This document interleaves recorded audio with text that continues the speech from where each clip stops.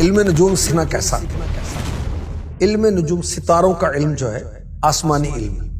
حضرت سیدنا ادریس علی نبینا علیہ الصلوۃ والسلام کو دیا گیا، یہ آپ کا معجزہ تھا، اور اس میں گمان کو، اندازے کو، حساب کو دخل نہیں تھا، روحانی قوت تھی اور اللہ کی طرف سے ملا تھا۔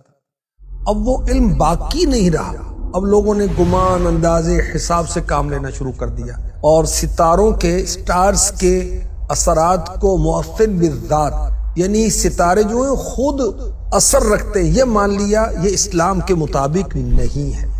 ہمارے لیے علم نجوم حاصل کرنے کا حکم کیا ہے؟ بہر شریعت میں ہے، اگر اس علم سے مقصود یہ ہے کہ اس کے ذریعے سے ماہ و سال، یعنی ایئر اور منتھ، اوقات الصلاح، نمازوں کے اوقات، سمتوں اور موسموں کی اقسام کا حال معلوم کیا جائے، زکوٰۃ و حج کے اوقات کو جانا جائے تو مذائقہ نہیں، یہ جائز ہے۔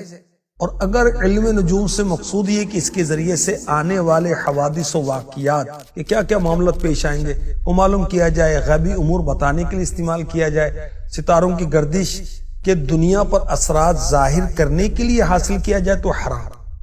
حضرت عمر فاروق اعظم رضی اللہ تعالی عنہ نے فرمایا، نجوم کا اتنا علم حاصل کرو جس سے تم اپنے بحری و بری سفر میں راستوں کی شناخت کر سکو، اس سے زیادہ نہیں۔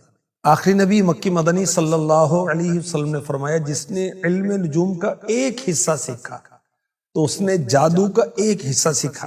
نجومی کو، پامسٹ کو ہاتھ دکھانا کیسا؟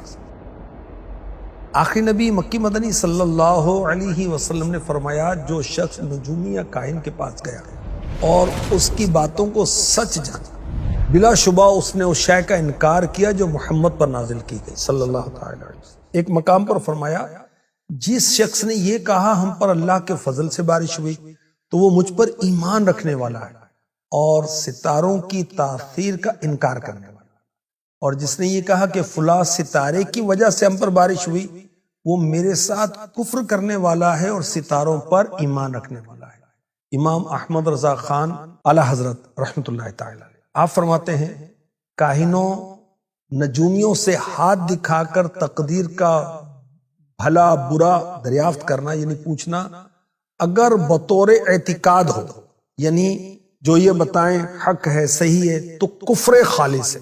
اسی کو حدیث میں فرمایا، فقد کفر بما نزل علی محمد صلی اللہ علیہ وسلم، اس نے محمد صلی اللہ علیہ وسلم پر نازل ہونے والی شے کا انکار کیا۔ اور اگر بطور اعتقاد و یقین نہیں مگر اس کی طرف میلان ہے، رغبت ہے، تو کبیرہ گناہ ہے، بڑا گناہ ہے۔ اور اسی کو حدیث میں فرمایا گیا، لم يقبل اللہ لہ صلاۃ 40 صباحا، اللہ پاک 40 دن تک اس کی نماز قبول نہ کرے گا۔ اور اگر بطور ہنسی مذاق کے ہو تو عبث، یعنی بیکار ہے اور مکروہ اور حماقت ہے۔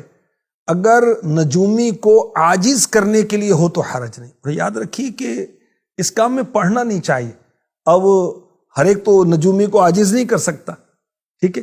اللہ پاک رحمت فرمائے اور ہمیں اسلامی طور طریقے سمجھنے کی، عمل کرنے کی توفیق۔